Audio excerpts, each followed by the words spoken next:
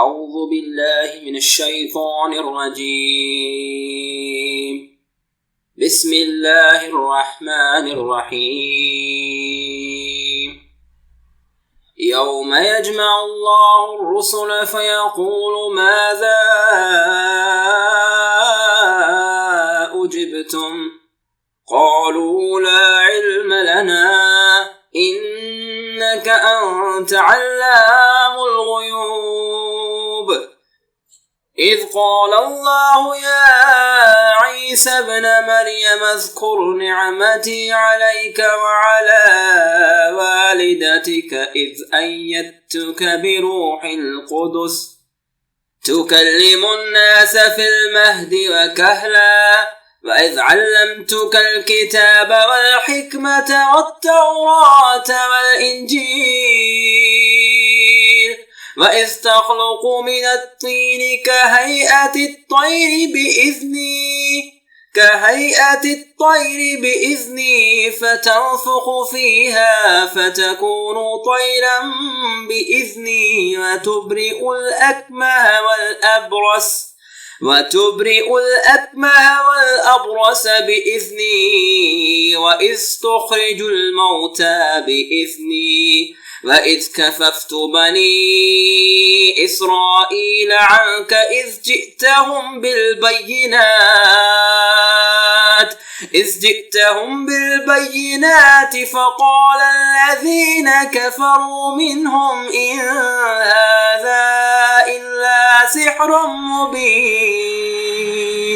وإذ أوحيت إلى الحواريين أن آمنوا بي وبرسولي قالوا آمنا واشهد بأننا مسلمون.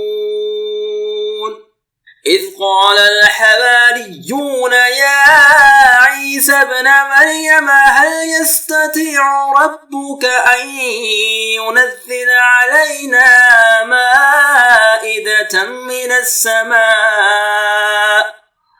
قال اتقوا الله إن كنتم مؤمنين.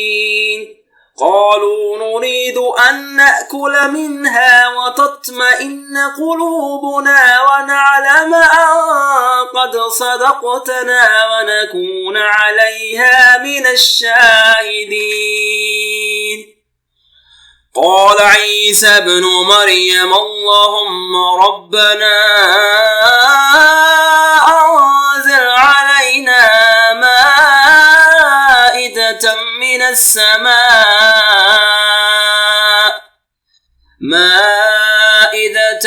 السماء تكون لنا عيدا لأولنا وآخرنا وآية منك وارزقنا وأنت خير الرازقين. قال الله إني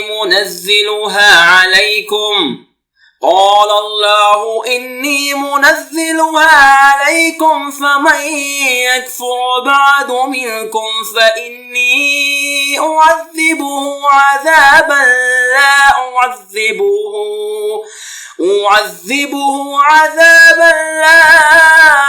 أعذبه أحدا من العالمين.